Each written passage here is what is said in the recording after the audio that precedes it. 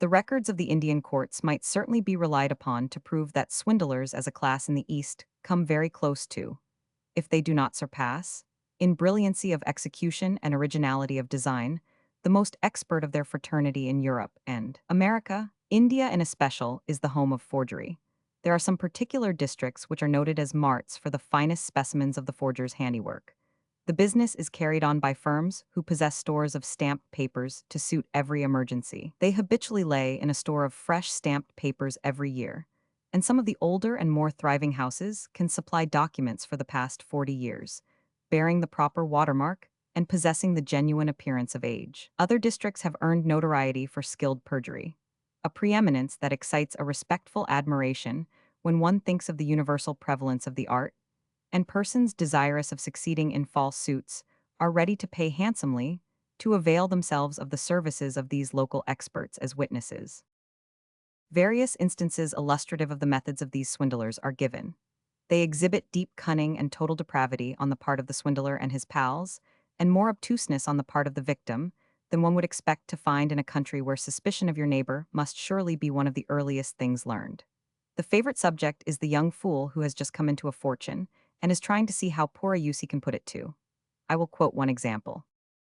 Sometimes another form of confidence trick is adopted, which is invariably successful. The particular pigeon is spotted, and, his acquaintance having been made, he is encouraged in every form of vice.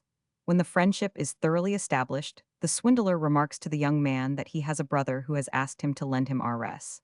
10,000. The swindler says he has the money and would lend it, but, as the borrower is his brother, he cannot charge interest. So he proposes that he should hand the dupe the money, and the latter should lend it to the swindler's brother, exacting a heavy prepayment of interest which, it is pointed out, they may equally enjoy in dissipation. The dupe sees no objection, and on the appointed day receives Rs. 7,000 from the swindler, which he hands over to the confederate. The latter is profuse in his thanks and executes a promissory note for Rs. 10,000, payable to bearer. The swindler allows the scheme to remain quiescent for a time, and then suggests that, as the money has not been repaid, and as it would be unpleasant to sue his brother, it would be better to sell the note in the bazaar. The dupe hands the note over, for the money he advanced was not his, and, on being informed that it would be necessary to have his signature on the back so as to render the security negotiable, he signs without any hesitation. The swindler passes it on to confederates, and the latter employ a respectable firm of solicitors to ask the dupe if his signature is genuine. He admits it at once, and his fate is sealed. A suit is filed by a confederate against the dupe, two accomplices being made co-defendants. They admit their signatures as endorsers, and the one swears he bought the note for value from the dupe. The latter has no defense, for no court would believe the apparently idle explanation of the manner in which he came to endorse the note. There is only one India. It is the only country that has a monopoly of grand and imposing specialties. When another country has a remarkable thing, it cannot have it all to itself. Some other country has a duplicate. But India, that is different. Its marvels are its own. The patents cannot be infringed. Imitations are not possible. And think of the size of them, the majesty of them, the weird and outlandish character of the most of them. There is the plague, the Black Death. India invented it. India is the cradle of that mighty birth. The car of Juggernaut was India's invention. So was the Sati, and within the time of men, still living 800 widows willingly, and, in fact, rejoicingly, burned themselves to death on the bodies of their dead husbands in a single year. 800 would do it this year if the British government would let them. Famine is India's specialty. Elsewhere famines are inconsequential incidents. In India they are devastating cataclysms. In one case they annihilate hundreds, in the other millions. India has 2 million gods and worships them all. In religion all other countries are paupers. India is the only millionaire. With her everything is on a giant scale, even her poverty. No other country can show anything to compare with it. And she has been used to wealth on so vast a scale that she has to short to single words the expressions describing great sums. She describes 100,000 with one word, a lakh. She describes 10 millions with one word, a crore. In the bowels of the granite mountains, she has patiently carved out dozens of vast temples, and made them glorious with sculptured colonnades and stately groups of statuary, and has adorned the eternal walls with noble paintings. She has built fortresses of such magnitude that the show strongholds of the rest of the world are but modest little things by comparison. palaces that are wonders for rarity of materials, delicacy and beauty of workmanship, and for cost, and one tomb which men go around the globe to see. It takes 80 nations, speaking 80 languages, to people her, and they number 300 millions. On top of all this, she is the mother and home of that wonder of wonders, caste, and of that mystery of mysteries, the satanic brotherhood of the thugs.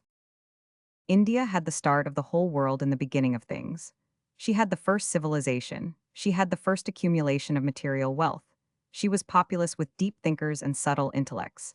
She had mines and woods and a fruitful soil. It would seem as if she should have kept the lead, and should be today not the meek dependent of an alien master, but mistress of the world, and delivering law and command to every tribe and nation in it. But in truth, there was never any possibility of such supremacy for her. If there had been but one India and one language, but there were 80 of them. Where there are 80 nations and several hundred governments, fighting and quarreling must be the common business of life. Unity of purpose and policy are impossible. Out of such elements, supremacy in the world cannot come. Even caste itself could have had the defeating effect of a multiplicity of tongues, no doubt, for it separates a people into layers, and still other layers that have no community of feeling with each other. And in such a condition of things as that, patriotism can have no healthy growth. It was the division of the country into so many states and nations that made Thuggee possible and prosperous. It is difficult to realize the situation, but perhaps one may approximate it by imagining the states of our union peopled by separate nations, speaking separate languages, with guards and custom houses strung along all frontiers, plenty of interruptions for travelers and traders, interpreters able to handle all the languages very rare or non-existent, and a few wars always going on here and there, and yonder as a further embarrassment to commerce. And excursioning, it would make intercommunication in a measure ungeneral. India had 80 languages and more custom houses than cats. No clever man with the instinct of a highway robber could fail to notice what a chance for business was here offered. India was full of clever men with the highwayman instinct, and so, quite naturally, the Brotherhood of the Thugs came into being to meet the long-felt want. How long ago that was nobody knows. Centuries, it is supposed. One of the chiefest wonders connected with it was the success with which it kept its secret. The English trader did business in India 200 years and more before he ever heard of it, and yet it was assassinating its thousands all around him every year, the whole time. Chapter 44. The old saw says, "Let a sleeping dog lie." Right? Still, when there is much at stake, it is better to get a newspaper to do it. Pudd'nhead Wilson's New Calendar. From Diary. January 28. I learned of an official thug book the other day.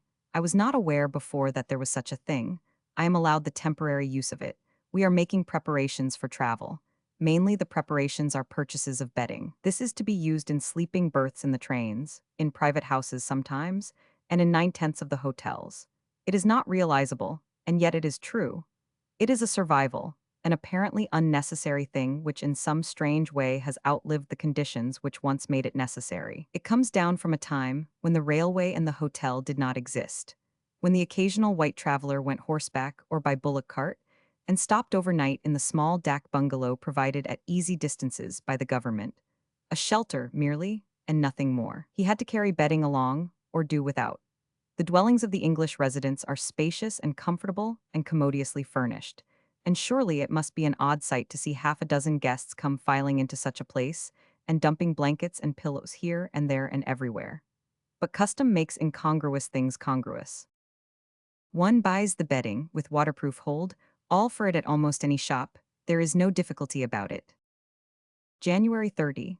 What a spectacle the railway station was at train time. It was a very large station, yet when we arrived it seemed as if the whole world was present. Half of it inside, the other half outside, and both halves, bearing mountainous headloads of bedding and other freight, trying simultaneously to pass each other, in opposing floods, in one narrow door. These opposing floods were patient, gentle, long-suffering natives, with whites scattered among them at rare intervals.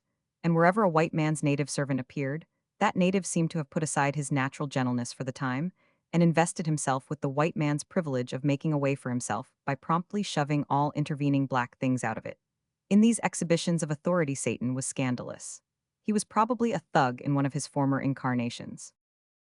Inside the great station, Tides upon tides of rainbow-costumed natives swept along, this way and that, in massed and bewildering confusion, eager, anxious, belated, distressed, and washed up to the long trains and flowed into them with their packs and bundles, and disappeared, followed at once by the next wash, the next wave. And here and there, in the midst of this hurly-burly, and seemingly undisturbed by it, sat great groups of natives on the bare stone floor. Young, slender brown women, old, gray-wrinkled women, little soft brown babies, old men, young men, boys, all poor people, but all the females among them, both big and little, bejeweled with cheap and showy nose rings, toe rings, leglets, and armlets. These things constituting all their wealth, no doubt. These silent crowds sat there with their humble bundles and baskets and small household gear about them, and patiently waited for what?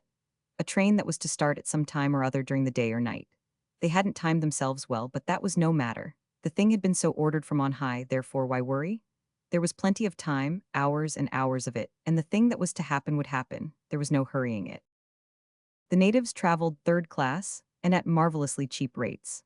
They were packed and crammed into cars that held each about 50, and it was said that often a Brahmin of the highest caste was thus brought into personal touch, and consequent defilement, with persons of the lowest castes. No doubt a very shocking thing if a body could understand it and properly appreciate it. Yes, a Brahmin who didn't own a rupee and couldn't borrow one might have to touch elbows with a rich hereditary lord of inferior caste, inheritor of an ancient title a couple of yards long, and he would just have to stand it. For if either of the two was allowed to go in the cars where the sacred white people were, it probably wouldn't be the august poor Brahmin. There was an immense string of those third-class cars, for the natives travel by hordes, and a weary hard night of it the occupants would have, no doubt.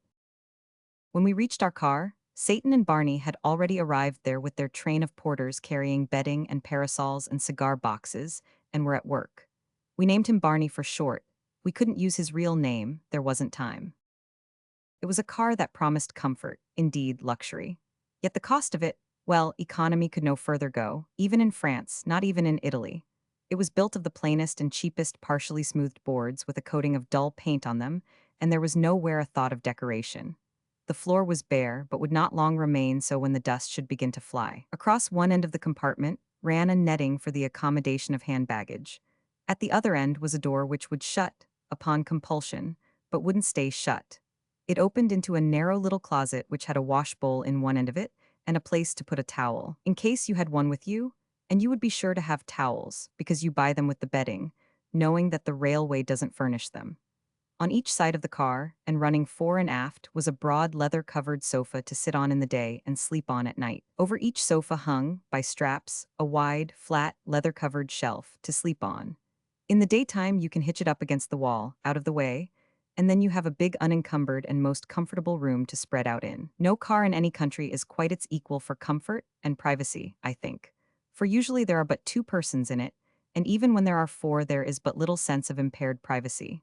Our own cars at home can surpass the railway world in all details, but that one, they have no coziness. There are too many people together. At the foot of each sofa was a side door, for entrance and exit.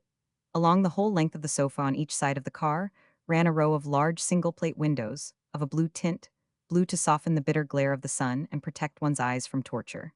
These could be let down out of the way when one wanted the breeze. In the roof were two oil lamps which gave a light strong enough to read by. Each had a green cloth attachment by which it could be covered when the light should be no longer needed. While we talked outside with friends, Barney and Satan placed the hand baggage, books, fruits, and soda bottles in the racks, and the holdalls and heavy baggage in the closet, hung the overcoats and sun helmets and towels on the hooks, hoisted the two bed shelves up out of the way, then shouldered their bedding and retired to the third class. Now then, you see what a handsome, spacious, light, airy, home-like place it was, wherein to walk up and down, or sit and write, or stretch out and read and smoke. A central door in the forward end of the compartment opened into a similar compartment. It was occupied by my wife and daughter. About 9 in the evening, while we halted a while at a station, Barney and Satan came and undid the clumsy big holdalls, and spread the bedding on the sofas in both compartments. Mattresses, sheets, gay coverlets, pillows, all complete. There are no chambermaids in India. Apparently it was an office that was never heard of. Then they closed the communicating door, nimbly tidied up our place, put the night clothing on the beds and the slippers under them, then returned to their own quarters. January 31. It was novel and pleasant, and I stayed awake as long as I could, to enjoy it, and to read about those strange people, the thugs. In my sleep, they remained with me and tried to strangle me. The leader of the gang was that giant Hindu who was such a picture in the strong light. When we were leaving those Hindu betrothal festivities at 2 o'clock in the morning, Rao Bahadur Baskaro Balinkanj Pitil, Vakil to the Gaekwar of Baroda. It was he that brought me the invitation from his master to go to Baroda and lecture to that prince. And now he was misbehaving in my dreams. But all things can happen in dreams. It is indeed, as the sweet singer of Michigan says, irrelevantly, of course, for the one and unfailing great quality which distinguishes her poetry from Shakespeare's and makes it precious to us is its stern and simple irrelevancy. My heart was gay and happy. This was ever in my mind. There is better times a-coming, and I hope some day to find myself capable of composing. It was my heart's delight to compose on a sentimental subject, if it came in my mind just right. The Sentimental Songbook, p. 49, theme, the author's early life, 19th stanza. Baroda arrived at 7 this morning. The dawn was just beginning to show. It was forlorn to have to turn out in a strange place at such a time, and the blinking lights in the station made it seem night still.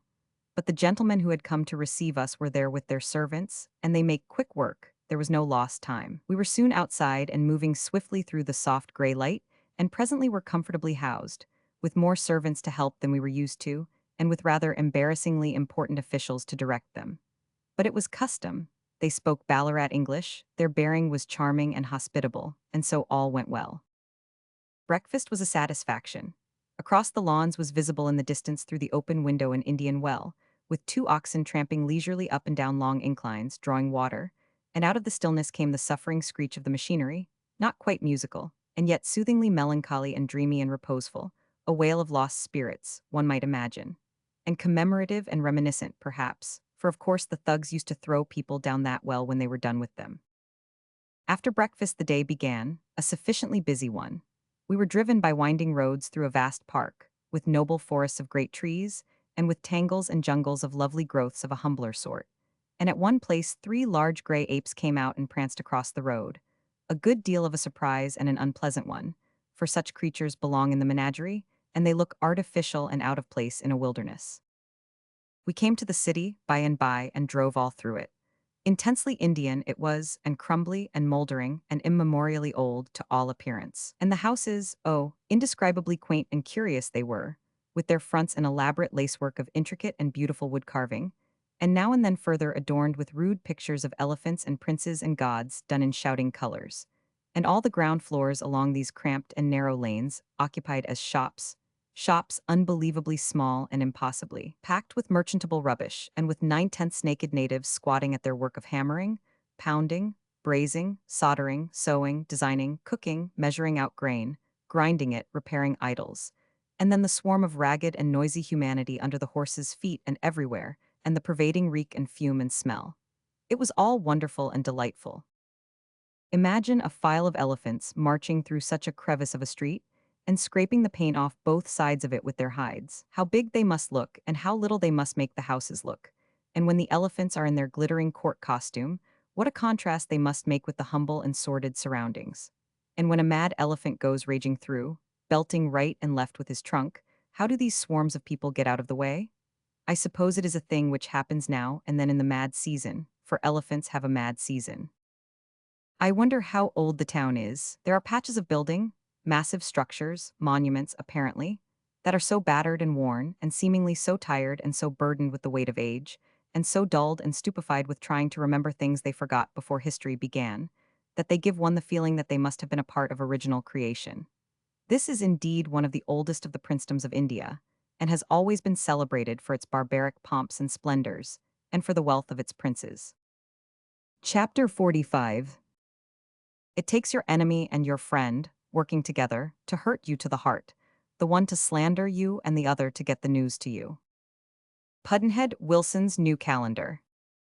Out of the town again, a long drive through open country, by winding roads among secluded villages nestling in the inviting shade of tropic vegetation, a Sabbath stillness everywhere, sometimes a pervading sense of solitude, but always barefoot natives gliding by like spirits, without sound of footfall, and others in the distance dissolving away and vanishing like the creatures of dreams. Now and then a string of stately camels passed by, always interesting things to look at, and they were velvet-shod by nature and made no noise.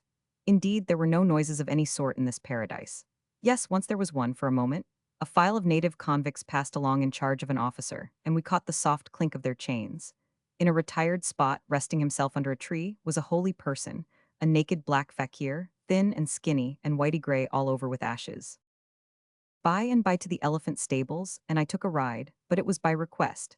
I did not ask for it and didn't want it, but I took it because otherwise they would have thought I was afraid, which I was. The elephant kneels down by command, one end of him at a time, and you climb the ladder and get into the howdah, and then he gets up, one end at a time, just as a ship gets up over a wave.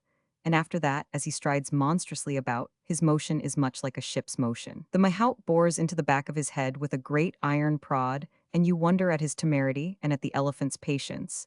And you think that perhaps the patience will not last. But it does, and nothing happens. The mahout talks to the elephant in a low voice all the time, and the elephant seems to understand it all and to be pleased with it. And he obeys every order in the most contented and docile way. Among these 25 elephants were two which were larger than any I had ever seen before, and if I had thought I could learn to not be afraid, I would have taken one of them while the police were not looking. In the howdah house there were many howdahs that were made of silver, one of gold and one of old ivory, and equipped with cushions and canopies of rich and costly stuffs. The wardrobe of the elephants was there, too, vast velvet covers stiff and heavy with gold embroidery, and bells of silver and gold, and ropes of these metals for fastening the things on, harness, so to speak, and monster hoops of massive gold for the elephant to wear on his ankles when he is out in procession on business of state. But we did not see the treasury of crown jewels, and that was a disappointment, for in mass and richness it ranks only second in India. By mistake we were taken to see the new palace instead, and we used up the last remnant of our spare time there.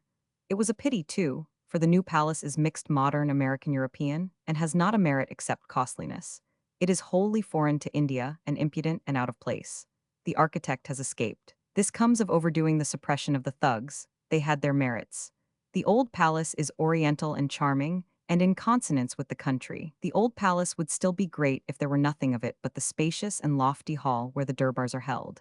It is not a good place to lecture in, on account of the echoes, but it is a good place to hold durbars in and regulate the affairs of a kingdom, and that is what it is for. If I had it, I would have a durbar every day, instead of once or twice a year. The prince is an educated gentleman. His culture is European. He has been in Europe 5 times. People say that this is costly amusement for him, since in crossing the sea, he must sometimes be obliged to drink water from vessels that are more or less public, and thus damage his caste. To get it purified again, he must make pilgrimage to some renowned Hindu temples and contribute a fortune or two to them. His people are like the other Hindus, profoundly religious, and they could not be content with a master who was impure. We failed to see the jewels, but we saw the gold cannon and the silver one. They seemed to be 6-pounders. They were not designed for business, but for salutes upon rare and particularly important state occasions. An ancestor of the present Gaekwar had the silver one made, and a subsequent ancestor had the gold one made, in order to outdo him. This sort of artillery is in keeping with the traditions of Baroda, which was of old famous for style and show. It used to entertain visiting rajas and viceroys with tiger fights, elephant fights, illuminations, and elephant processions of the most glittering and gorgeous character. It makes the circus a pale, poor thing. In the train, during a part of the return journey from Baroda, we had the company of a gentleman who had with him a remarkable-looking dog. I had not seen one of its kind before, as far as I could remember, though of course I might have seen one and not noticed it, for I am not acquainted with dogs, but only with cats. This dog's coat was smooth and shiny and black, and I think it had tan trimmings around the edges of the dog, and perhaps underneath. It was a long, low dog, with very short, strange legs, legs that curved inboard, something like parentheses turned the wrong way. Indeed, it was made on the plan of a bench for length and lowness. It seemed to be satisfied, but I thought the plan poor, and structurally weak, on account of the distance between the forward supports and those abaft. With age, the dog's back was likely to sag, and it seemed to me that it would have been a stronger and more practicable dog if it had had some more legs. It had not begun to sag yet, but the shape of the legs showed that the undue weight imposed upon them was beginning to tell. It had a long nose and floppy ears that hung down, and a resigned expression of countenance. I did not like to ask what kind of a dog it was, or how it came to be deformed, for it was plain that the gentleman was very fond of it, and naturally he could be sensitive about it. From delicacy, I thought it best not to seem to notice it too much. No doubt a man with a dog like that feels just as a person does who has a child that is out of true. The gentleman was not merely fond of the dog, he was also proud of it, just the same again, as a mother feels about her child when it is an idiot. I could see that he was proud of it, notwithstanding it was such a long dog and looked so resigned and pious. It had been all over the world with him, and had been pilgriming like that for years and years. It had traveled 0 miles by sea and rail, and had ridden in front of him on his horse 8,000. It had a silver medal from the Geographical Society of Great Britain for its travels, and I saw it. It had won prizes in dog shows, both in India and in England. I saw them. He said its pedigree was on record in the Kennel Club, and that it was a well-known dog. He said a great many people in London could recognize it the moment they saw it. I did not say anything, but I did not think it anything strange. I should know that dog again myself, yet I am not careful about noticing dogs. He said that when he walked along in London, people often stopped and looked at the dog. Of course, I did not say anything, for I did not want to hurt his feelings, but I could have explained to him that if you take a great long low dog like that and waddle it along the street anywhere in the world and not charge anything, people will stop and look. He was gratified because the dog took prizes. But that was nothing. If I were built like that, I could take prizes myself. I wished I knew what kind of a dog it was and what it was for, but I could not very well ask, for that would show that I did not know. Not that I want a dog like that, but only to know the secret of its birth. I think he was going to hunt elephants with it, because I know, from remarks dropped by him, that he has hunted large game in India and Africa and likes it. But I think that if he tries to hunt elephants with it, he is going to be disappointed. I do not believe that it is suited for elephants. It lacks energy, it lacks force of character, it lacks bitterness. These things all show in the meekness and resignation of its expression. It would not attack an elephant, I am sure of it. It might not run if it saw one coming, but it looked to me like a dog that would sit down and pray. I wish he had told me what breed it was, if there are others. But I shall know the dog next time, and then if I can bring myself to it, I will put delicacy aside and ask. If I seem strangely interested in dogs, I have a reason for it. For a dog saved me from an embarrassing position once, and that has made me grateful to these animals. And if by study I could learn to tell some of the kinds from the others, I should be greatly pleased. I only know one kind apart yet, and that is the kind that saved me that time. I always know that kind when I meet it, and if it is hungry or lost, I take care of it. The matter happened in this way. It was years and years ago. I had received a note from Mr. Augustin Dolly of the Fifth Avenue Theater, asking me to call the next time I should be in New York. I was writing plays in those days, and he was admiring them and trying to get me a chance to get them played in Siberia. I took the first train, the early one, the one that leaves Hartford at 8:29 in the morning. At New Haven I bought a paper, and found it filled with glaring display lines about a bench show there. I had often heard of bench shows, but had never felt any interest in them, because I supposed they were lectures that were not well attended. It turned out now that it was not that, but a dog show. There was a double-leaded column about the king feature of this one, which was called a Saint Bernard, and was worth $10,000, and was known to be the largest and finest of his species in the world. I read all this with interest, because out of my schoolboy readings, I dimly remembered how the priests and pilgrims of St. Bernard used to go out in the storms and dig these dogs out of the snowdrifts when lost and exhausted, and give them brandy and save their lives, and drag them to the monastery and restore them with gruel. Also, there was a picture of this prize dog in the paper, a noble great creature with a benignant countenance, standing by a table. He was placed in that way so that one could get a right idea of his great dimensions. You could see that he was just a shade higher than the table. Indeed, a huge fellow for a dog. Then there was a description which went into the details. It gave his enormous weight, 151 2 pounds, and his length 4 feet 2 inches from stem to stern post, and his height 3 feet 1 inch to the top of his back. The pictures and the figures so impressed me that I could see the beautiful colossus before me, and I kept on thinking about him for the next 2 hours. Then I reached New York and he dropped out of my mind.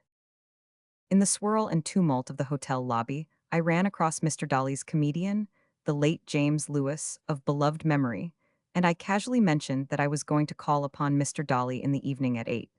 He looked surprised and said he reckoned not. For answer, I handed him Mr. Dolly's note. Its substance was, "Come to my private den, over the theater, where we cannot be interrupted. And come by the back way, not the front. Number 642 6th Avenue is a cigar shop. Pass through it and you are in a paved court with high buildings all around. Enter the second door on the left and come upstairs. Is this all? Yes, I said. Well, you'll never get in. Why? Because you won't. Or if you do, you can draw on me for $100, for you will be the first man that has accomplished it in 25 years. I can't think what Mr. Dolly can have been absorbed in. He has forgotten a most important detail, and he will feel humiliated in the morning when he finds that you tried to get in and couldn't. Why, what is the trouble? I'll tell you, you see. At that point, we were swept apart by the crowd. Somebody detained me with a moment's talk, and we did not get together again. But it did not matter. I believed he was joking anyway. At 8 in the evening, I passed through the cigar shop and into the court and knocked at the second door. Come in. I entered. It was a small room, carpetless, dusty, with a naked deal table and two cheap wooden chairs for furniture.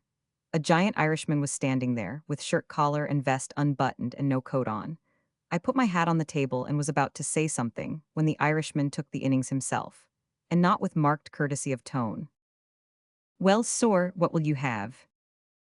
I was a little disconcerted, and my easy confidence suffered a shrinkage. The man stood as motionless as Gibraltar and kept his unblinking eye upon me. It was very embarrassing, very humiliating. I stammered at a false start or two, then. I have just run down from. Avi plays, you'll not smoke here, ye understand. I laid my cigar on the window ledge, chased my flighty thoughts a moment, then said in a placating manner. I have come to see Mr. Dolly. Oh, ye have ye? Yes. Well, ye'll not see him. But he asked me to come. Oh, he did he? Yes, he sent me this note and. Lemme see it. For a moment I fancied there would be a change in the atmosphere now, but this idea was premature. The big man was examining the note searchingly under the gas jet. A glance showed me that he had it upside down, disheartening evidence that he could not read. Is ut his own handwrite? Yes, he wrote it himself. He did he? Yes. Well then, why ud he write it like that? How do you mean? I mean, why wouldn't he put his name to ut? His name is to it, that's not it, you are looking at my name. I thought that that was a home shot, but he did not betray that he had been hit, he said. It's not an easy one to spell, how do you pronounce ut? Mark Twain. Mike Train, I don't remember ut. What is it you want to see him about? It is I that want to see him, he wants to see me. Oh, he does he? Yes. What does he want to see ye about? I don't know. Ye don't know, and ye confess it, becod. Well, I can tell ye one thing, ye'll not see him. Are ye in the business?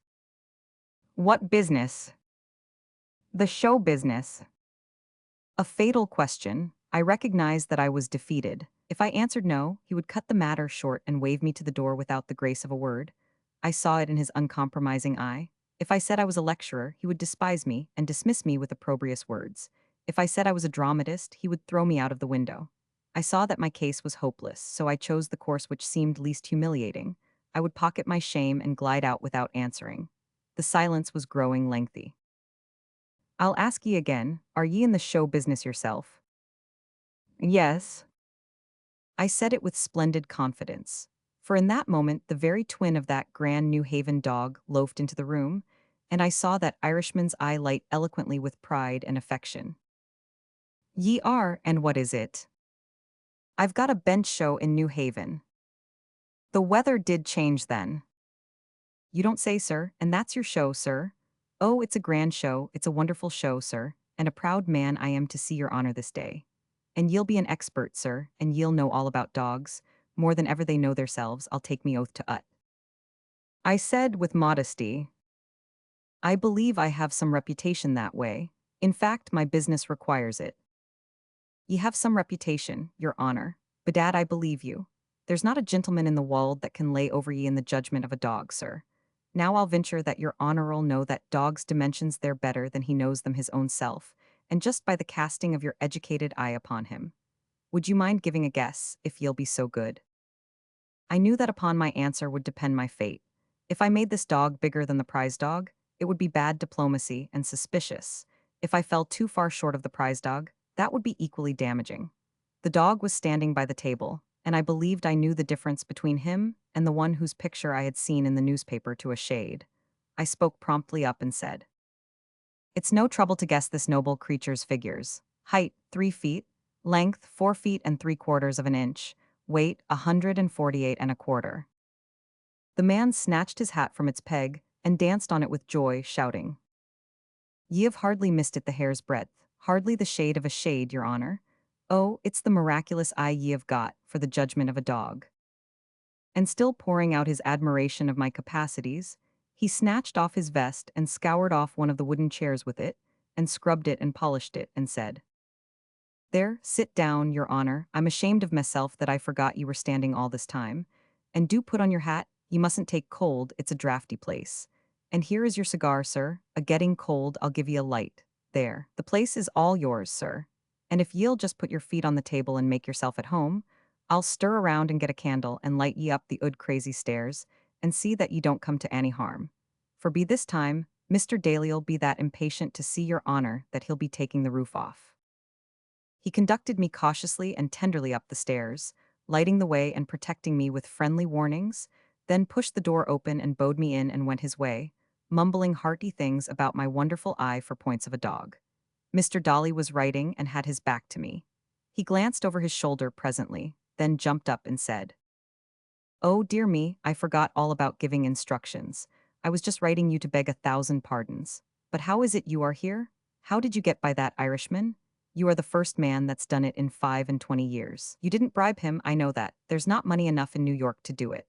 And you didn't persuade him. He is all ice and iron. There isn't a soft place nor a warm one in him anywhere. What is your secret? Look here. You owe me $100 for unintentionally giving you a chance to perform a miracle, for it is a miracle that you've done." "That is all right," I said, collected of Jimmy Lewis. That good dog not only did me that good turn in the time of my need, but he won for me the envious reputation among all the theatrical people from the Atlantic to the Pacific of being the only man in history who had ever run the blockade of Augustin Dolly's back door. Chapter 46. If the desire to kill and the opportunity to kill came always together, who would escape hanging? Pudd'nhead Wilson's New Calendar. On the train, 50 years ago, when I was a boy in the then remote and sparsely peopled Mississippi Valley, vague tales and rumors of a mysterious body of professional murderers came wandering in from a country which was constructively as far from us as the constellations blinking in space, India. Vague tales and rumors of a sect called thugs, who waylaid travelers in lonely places and killed them for the contentment of a god whom they worshipped. Tales which everybody liked to listen to and nobody believed except with reservations. It was considered that the stories had gathered bulk on their travels. The matter died down and a lull followed. Then Eugene Sue S. Wandering Jew appeared and made great talk for a while.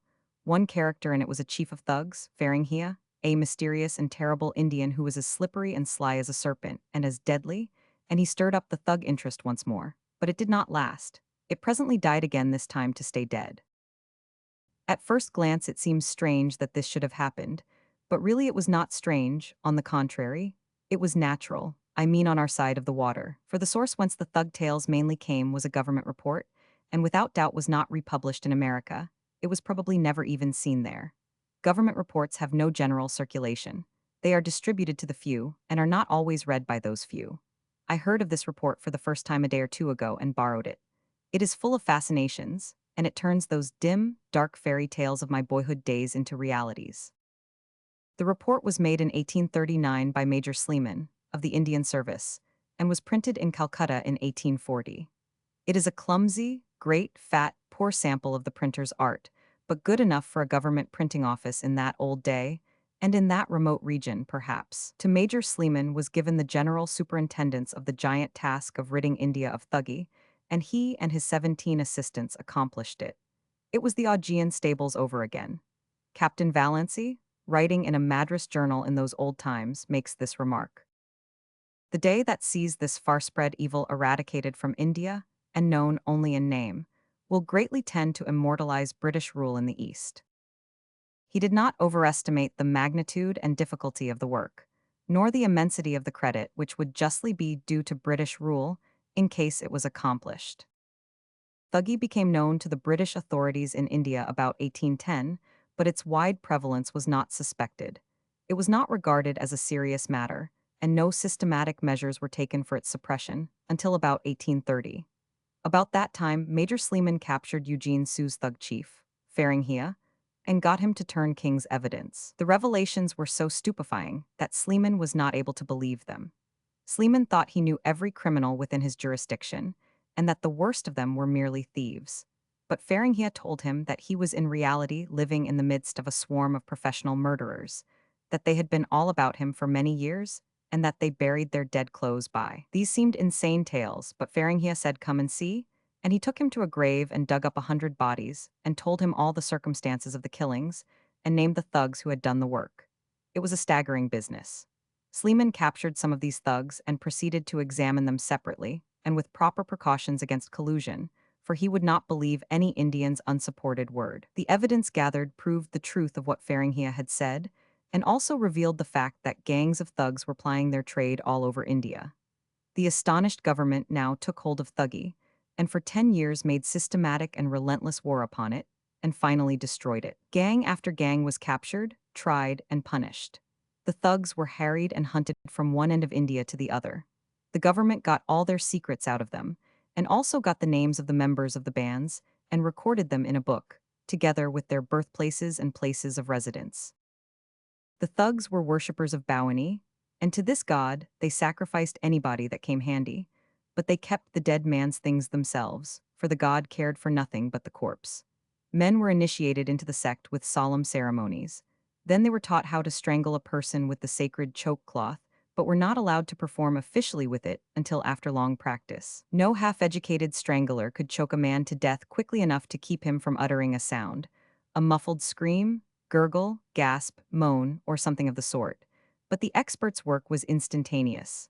The cloth was whipped around the victim's neck. There was a sudden twist, and the head fell silently forward, the eyes starting from the sockets, and all was over. The thug carefully guarded against resistance. It was usual to get the victims to sit down, for that was the handiest position for business. If the thug had planned India itself, it could not have been more conveniently arranged for the needs of his occupation.